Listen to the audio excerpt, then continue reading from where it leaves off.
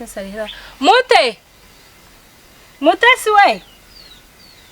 Segiye none. Mute. Karame Fabio. Umva ndi kugushaka. Uri kunshaka? Ngwino tuvugane.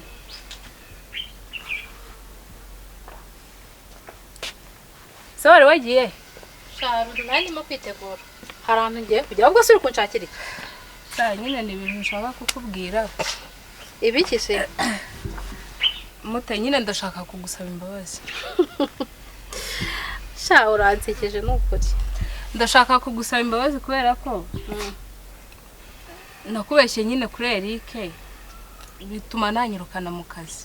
Sha ibyo nta nicyo nge bintwaye pe. Narakubwiye wowe gabanya amarere. Igihe nikigera Imana izaguwawe kandi urukundo rwihitiramo nyine uwo rushatse. Uzi se Mute? Ndumva wamunsabira imbabazi nyine nka sheri we basa kansubiza mu kazi pe. Ntago nshaka guhomba kaya kazi uzi n'ahantu nyine twari tugeze twiteza imbere. Umbabarira uzamunsabira imbabazi wenda hari wazakumva nsubize mu kazi sibyo? Ese bundi Fabio ubu koko wiyibagije amarere wari ufite ejo bundi uri muri bwe amagambo yakubanye menshi. Ubundi ujye umenya imyaka ufite. Nyine ni mu buryo bwo kugusaba imbabazi basi nyine nawe umbabarire. Nese hari udakosa koko? Shange ndakubabariye pe kuko igihe urimo nyine nicyo cyagushutse. Imyaka ufite uri mu bushyuhe bwinshi cyane ariko ushatse wamenya uburyo bikontorora. Gusa nyine nari maze no kwitegura ngiye kureba Eric. Yari yamamagaye nyine ambwira ko hari ikintu ashaka kumbwira. Ubwo wenda ndabiheraho mu gusabira imbabazi nomve. Urakoze cyane. Urakoze cyane nukuri. Ngaho genda nyine ubwo kandi ubanguke. Shangine mbaye reka nze nge kureba sheri wanjye ubwo ndamukubwirira tu. Nigo sha umumbwire kandi urabukoze. Naribe nyine witegure. Turi kumwe. Obe. Ngo ngusabye imbabazi. Nzi gusabye se mbikuye ku mutima kari akazi ndishakira. Nzamusaba imbabazi ahe. Se ni biki?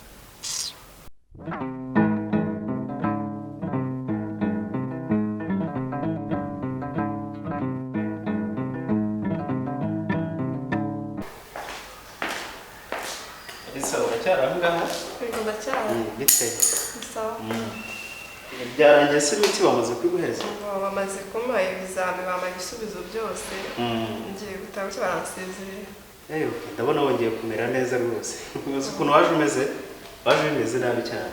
Nari meze nabi ariko byaroroshye. Imiti rero uragenda ujye kwikomereza mu rugo kubera ko ikibazo wari ufite nta bidasanzwe bihari. Biriya bibaho mu gihe umuntu agira ikibazo cy'ihungabana bitewe n'ibyo yananiwe ubwonko bwananiwe kwakira bibaho cyane rero. Ariko imiti twakwandikiye twagaho ugiye gukomereza mu rugo izagufasha cyane. Ariko birasaba ko ushaka uburyo kiwegerana na bagenzi bawe mukaganira kugira ngo ubashe kugira gute kwiyumva muri societe n'ubundi. Sibyo ntumve kuri wenyine. Mu buryo rero urabona ko mfite akazi kenshi wenda ugize n'ikindi kibazo twajya tugumye kuganira cyangwa se nkagufasha kugukurikirana. Sibyo? Ese buriya ntabwo bizongera kugaruka byenda mu gihe bibaye ngombwa bitewe n'ibyo tuzaba wenda uri kumbwira ibibazo ufite byasaba ahubwo ko munsigira nimero yanyu ya telefone niba bishoboka kugira ngo mu gihe ugize ikibazo wajya ugira gute wajya umbwira nanjye ngakubaza amakuru kuri ibi. Sibyo? Washyiramo nimero ya telefone tukajya dukomeza kuvugana. Sibyo? Byagenda neza. Nimero yanjye ni ngiyo nshakira. Ndabona nimero yoroshye rwose ntabwo bigoye uwize. Sawa rero ndumva uko byasa kose wataha. Sawa gende neza. Rwara ukirana.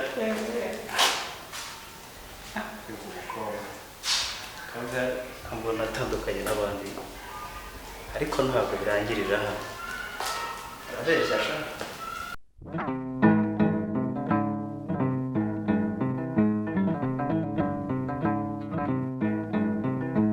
Ako se Patrick ko nundi meruka nza kugukura mu maroji na kiriya kiraya cyawe nundi norogewe bishaka sabyihorere ugira ngo sara na maroji cyangwa nakumba kaba mu materi meze nk'ururimi. Nababwira ko bagufasha ku ngufu rero umuntu w'umugabo najyaga numva ngo abantu babafata ku ngufu.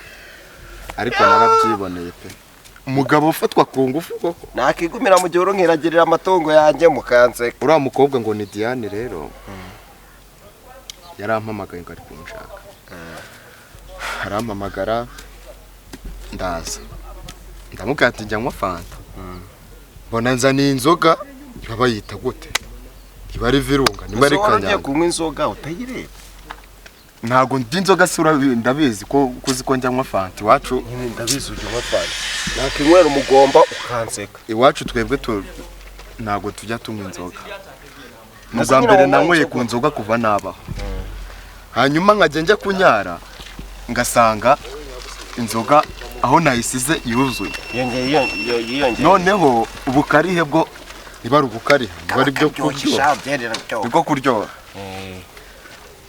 ndaza ndanywa nkajya numva ubwonko buri guturuma ntabwo zinshika nabyutse nisanga naraye ubwo nijoro nako kumba ki nijoro ubwo mwaraye mukora ibiki byose nge ndabizi ariko kwa kwisanga ahandi ngira ngo noneho banciye munsi uraje ujye kumva wumve ngo ndaguhamagara ahubwo niba ataranyanduje sida ntabwo uri kumva ntiyakibuka n'agakingirizo kuko yaragushakaga rega amaze iminsi numva mfite n'imbeho cyane pe jya kwipimisha ahubwo mva nkubwira ibintu ugiye kumukorera uriya mukobwa ngiye kumuha isomo ku buryo azajya ahura n'umuntu usa nanjye yakuze n'uvuze ikintu cy'abagabo yarangiza akagira ubwoba akiruka nanjye dukubita imbwa akazi ahubwo urumva nkubwire ziriya hene hari ahantu zijya tugende none hase ziriya hene buzirikiye hariya ntawe ziri buke tugende tumukubite nakubise imbwa tumubita n'intare zaje kundira ihene umuntu ngo nawe wananira tugende intare tubireka ariko ngiye gukubita umukobwa wereka reka dute tugenda undi zene hano zarahamenyereye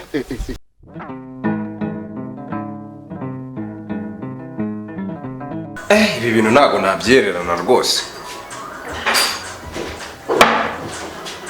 ngomba guhamagara umushiri nawe nkabimubwira ikibazo yari afite kikarangira rwose nawe nzambika ingofero imana nsenga se katayifata se wana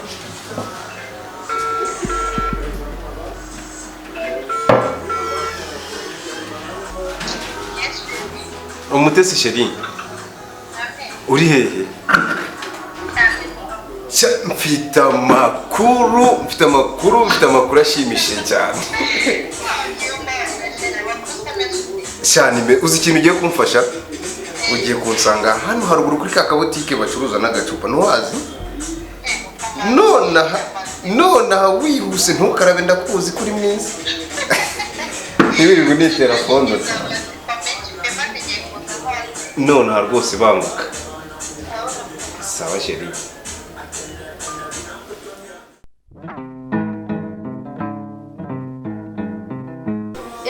Sheri bite se meze neza nashameze neza nta kibazo cyane aho urabangutse pe si wowe se banza umbwire ikintu nkwa rero ndabona kakandi tunda nk'agafanta ka sitro muzanire sitro ariko umva mfite amatsiko ntabwo ndi bumwe utarambwira ayo makuru wewe humura kandi amakuru atariho ivumbi pe ni meza se basi ubuse twayaduhura nishimye gutya umva ijambo barirombere humura buretse babanje bakuzanire fanta utsura akavumbi nindangiza kandi ndi kumva nshaka kubyumva si wajya ureka amatsiko dore bakuzaniye fanta banza usome byibura kabiri gusa kabiri konyine nahita nkubwira ongera asigaye rimwe ngaho mbwira umva rero nkubwire ntuzi ko nawe mfite ikibazo kimaranye iminsi sha nawe cyakimpangayikishije maze na n'ubu ndacyabyibazaho zimfashe ngo nabonye papa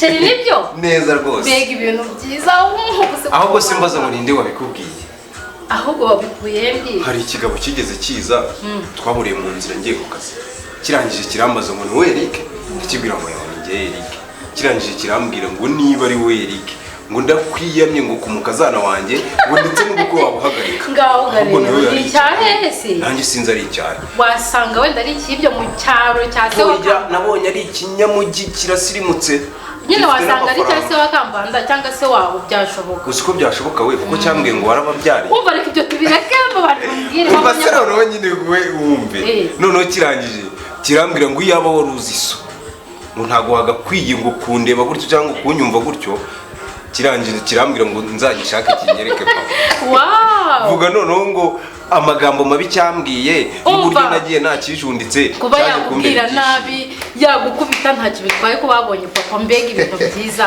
ni ugupanga umunsi wo nanjye nkazajya kumureba ahubwo nibyo nari ngiye kukubwira ndashaka kuzaguza na papa ndishimye sinabikubwira noneho mu bukwe kumwambika ingofero witonze gukunda mana we umva ndishimye sinabikubwira ngo byumve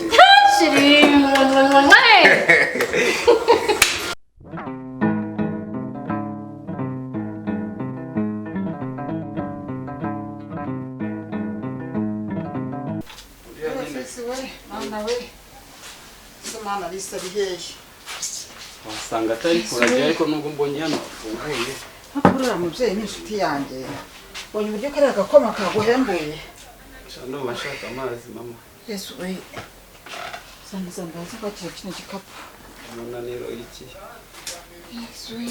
ni iri zuba naho gukiraho wakize ntabwo nari nakira ndumva mfite imbeho n'ubundi nyinshi cyangwa usubizeyo natinye hariya ahantu buriya imiti yawe yari imaze kunzengereza ihangane nk'umuntu ndagenda akira buhoro buhoro ya miti uzayirangiza worohewe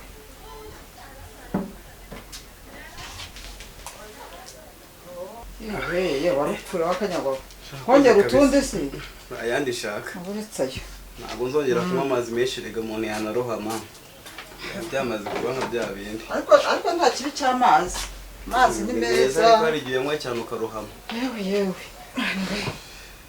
niko maze ofisi mwana wanjye turarisa nawe mana kubera imirimo myinshi ari umwe yibagiwe no guhanagura ameza ariko nta nicyo bitwaye fisi rero urareba uburyo warupfuye urabona ibyari bikubayeho nkugaruye nk'impuhwe za kibyeyi rwose buriya ungana n'abana banjye nabyaye ariko mama abwiza ukuri mbere na mbere tuteye ko mubanye kwa muganga ngiye gusaba imbabazi ibyo nakoze byose ariko ugomba kuzisaba uryo nakubwiye ngo ugurishe iriya nka ngo umbone amafaranga yo kujyana mu gishoro cyo kujya nkora ibiro by'umuziki ibyo byanambabaje se nanjye sijye ni inshuti mbi ni inshuti mbi n'itabi ryinshi urabibona gusa guhera inota ariko uyu munsi ubuzima bimazemo hano hanze uzi kurara wowe mu bihuru uriya ntiwakomye uzi inzara uzi kubwira nturi indwaye gusa ahubwo n'inzara yari irimo ni inzara narabibonaga uriya muntu wazaho igikoma yandamiye wari uzize akirengwe maze rofisi ntabwo ujya ubona umwana wo kwa petero ari ahepfo ndamubona uriya mwana si ntangarugero wamwiganye ugahinduka ugakorera amafaranga ayo ubonye ukizigama dore buri cyumweru ibyo wari ubizi buri cyumweru yizigama imigabane yiwe ibihumbi 2 ntabibura buri cyumweru ubu se koko ko nanditse izina ribi hano muri no karitsiye ubwo bakemera kunshira mu itsinda ry'abandi koko erega icy'ingenzi no guhindura imico umuntu arahinduka kandi birashoboka kandi wowe nyir'ubwite ntugomba kubigiramo uruhare ariko subona nkubangamira ku buryo mu byukuri ari imbuto mbi nkwerera ku buryo utaba umwana muzima mama namo nakubwiye ati ikintu cyitwa urumogi inzoga kujya mu bagore gutaha ya majoro natanga nza gutesha umutwe nasinze byose ndabiretse kandi kugira wemere ko ngiye kubera umwana mwiza ngiye uzakora ikintu kizajya kikunezeza kugeza ubwo uzayabona niyo ntajya kuzerera ariko wasanga ndi gufasha mushiki wanjye imirimo Arisa ufasha imirimo ugataha kare ukagira isuku nk'umusatsi ukaje umesa ndavuye kwa muganga wameshemo ntabwo wanduye cyane mama ariko urawukunda nawe si cyane ariko sinakubuza nimba ukunda mama ndumva naniwe cyane ngiye kuruhuka